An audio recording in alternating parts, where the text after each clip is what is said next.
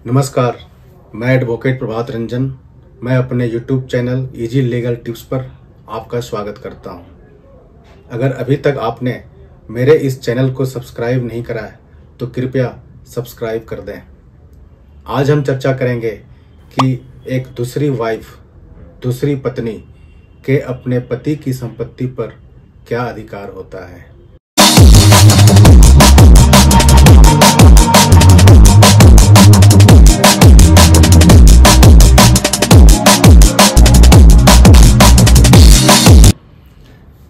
अब दूसरी पत्नी वह भी होती है जिसकी शादी पहली पत्नी की मृत्यु के बाद हुई हो या पहली पत्नी से डिवोर्स के बाद हुई हो।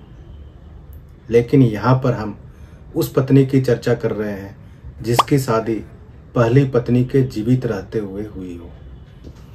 मेरे पास एक बड़ा ही इंटरेस्टिंग केस है, तो उस केस के फैक्ट्स की चर्चा करते हुए हम यह समझेंगे कि एक दूसरी वाइफ के क्या अधिकार होते हैं। एक ए नाम की महिला है जिसके 2 बच्चे हैं, दोनों ही बॉय चाइल्ड हैं। उस महिला का पति सरकारी नौकरी में है। अब नौकरी में रहते हुए उसके पति की मृत्यु हो जाती है।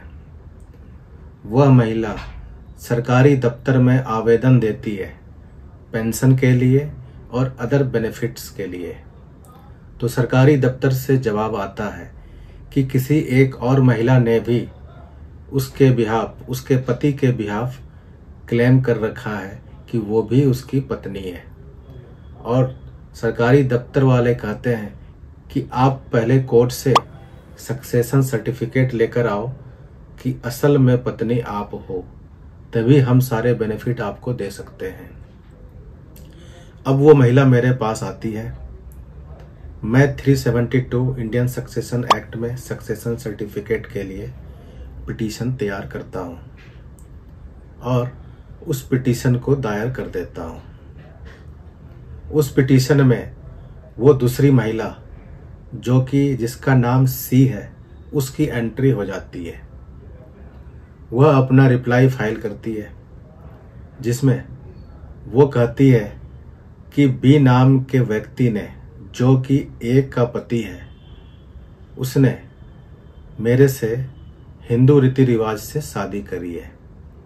वो आगे कहती है कि बी का ए से थाने में तलाक हो गया था और उस तलाक के बाद ही मैंने बी से हिंदू रीति रिवाज के अनुसार शादी करी है। तो लीगली वेडेड वाइफ मैं हूँ और बी के सारे बेनिफिट्स, पेंशन और अदर बेनिफिट्स मुझे मिलना चाहिए। सी नाम की औरत आगे कहती है कि डिसीज्ड बी और सी ने एक छोटी बच्ची गर्ल चाइल्ड को भी अडॉप्ट कर रखा है, तो उनकी संपत्ति में गर्ल चाइल्ड को भी हिस्सा मिलना चाहिए। सी आगे कहती है कि ना तो ए को मिलना चाहिए और ना ही ए के बच्चों को उन संपत्ति में से कोई हिस्सा मिलना चाहिए।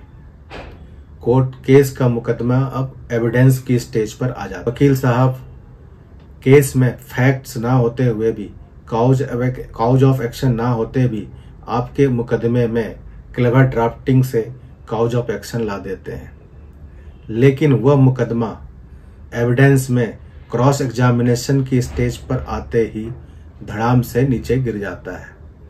ठीक उसी प्रकार मैंने जब उस दूसरी औरत सी को विटनेस बॉक्स में क्रॉस किया तो सारी सच्चाई बाहर आ गई। क्रॉस में एक नई बात सामने आई कि वह औरत हिंदू नहीं बल्कि मुस्लिम है।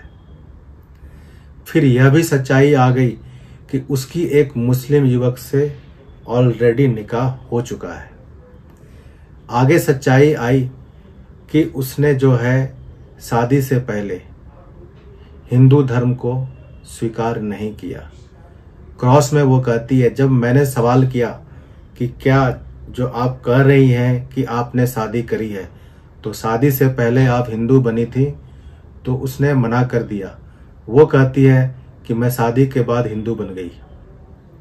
फिर आगे वो कहती है कि मेरा निकाह जिस मुस्लिम से हुआ था उसकी डेथ हो गई। तो इस केस में आगे मैंने फिर से पूछा कि क्या जब इस बच्ची को अडॉप्ट करा आप दोनों ने, तो क्या ए से जो पहली बीबी है उनसे पूछा था, उनकी सहमति ली थी? तो उसने जवाब दिया कि उनकी सहमति की जरूरत नहीं थी और ना हमने उनसे पूछा। अब यहां पर सवाल आता है कि क्या किसी का डिवोर्स थाने में एक लेटर के द्वारा हो सकता है? तो बिल्कुल नहीं हो सकता। क्या एक हिंदू पहली वाइफ के रहते हुए जीते जी दूसरी शादी कर सकता? तो नहीं कर सकता। क्या एक हिंदू और एक मुस्लिम का हिंदू रीति रिवाज से शादी हो सकता है? तो नहीं हो सकता। एक हिंदू और एक मुस्लिम का सिर्फ स्पेशल मैरिज एक्ट में ही विवाह हो सकता है, वो भी तब जब वह हिंदू शादीशुदा ना हो। इस केस में वह बी नाम का व्यक्ति ऑलरेडी शादीशुदा था और साथ में उसके अब यहाँ पर सी नाम की दूसरी औरत इस बात को मान रही है कि डिसीज्ड बी की पहली वाइफ ए है।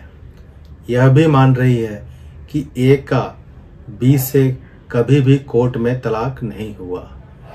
वह कह रही है कि ए ने बी को थाने में लेटर देकर तलाक दिया। आगे सी यह भी मान रही है कि जब उसकी शादी हुई तब वह मुस्लिम थी। वह आगे फिर से मान रही है कि जब उसने बच्ची को अडॉप्ट करा तो उस एडॉप्शन के लिए उसने ए से सहमति नहीं ली। तो अब जो यहाँ पर कानूनी पहलू सामने आते हैं, नंबर 1, एक वाइफ के रहते हुए कोई भी व्यक्ति, कोई भी हिंदू दूसरी शादी नहीं कर सकता।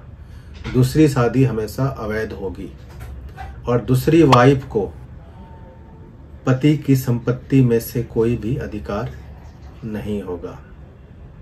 दूसरी बात, अगर दूसरी शादी अवैध है तो भी उस शादी से जो बच्चे होंगे वो वैध होंगे। Section 16 Hindu marriage act 1956। तो यहां पर सवाल आता है कि क्या वह गर्ल चाइल्ड जिसे दोनों ने अडॉप्ट करा, वो तो section 7 Hindu adoption and maintenance act कहता है कि अगर कोई व्यक्ति किसी बच्चे को अडॉप्ट करता है तो इसके लिए उसको उसकी पत्नी से सहमति लेनी पड़ेगी, और अगर उसके 2 पत्नियां अलाइव हैं तो दोनों से ही सहमति लेनी पड़ेगी। यहाँ इस केस में जो दूसरी पत्नी है सी, वह मानती है कि उसने अडॉप्ट करते समय जो है ए से ना तो सलाह ली और ना ए की सहमति ली। तो Hindu adoption and maintenance act की अनिवार्य शर्तों के हिसाब से वह एडॉप्शन वॉइड होगा और उस बच्ची को भी डिसीज्ड बी की संपत्ति में से कोई भी हिस्सा नहीं मिलेगा। अब इस केस में कानूनी पहलू इस प्रकार से हैं। नंबर 1, एक हिंदू में पहली शादी के होते हुए दूसरी शादी अवैध है। नंबर 2, हिंदू में शादी कोर्ट की डिक्री के द्वारा ही डिसॉल्व होता है और कोई तरीका नहीं। नंबर 3, एक हिंदू और एक मुस्लिम का कभी भी हिंदू रीति रिवाज से शादी नहीं हो सकता। एक हिंदू और एक मुस्लिम का सिर्फ और सिर्फ स्पेशल मैरिज एक्ट में ही विवाह हो सकता है।